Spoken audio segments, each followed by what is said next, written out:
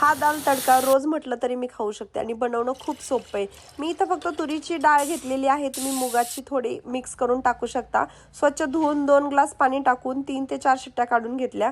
डाळ छान स्मॅश केली। इकडं कढईमध्ये तेल घातलं, जिरे मोहरी आणि एकदम बारीक चिरलेला कांदा आणि हिरवी मिरची घातली।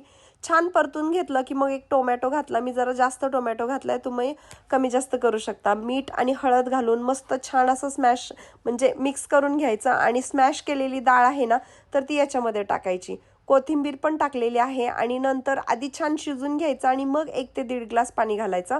डाळ परत मंद आचेवरती अजून छान शिजून घ्यायची। डाळ अशी दिसता कामा नये की आपण कुठली टाकलेली आहे, एवढी छान स्मॅश करून घ्यायची। आता दुसरा तडका इकडे मी तुपाचा तयार केलाय।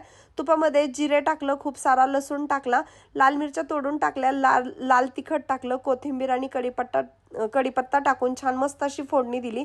मस्त दाल तडका तयार आहे। एकदा ही रेसिपी ट्राय करा। रेसिपी आवडली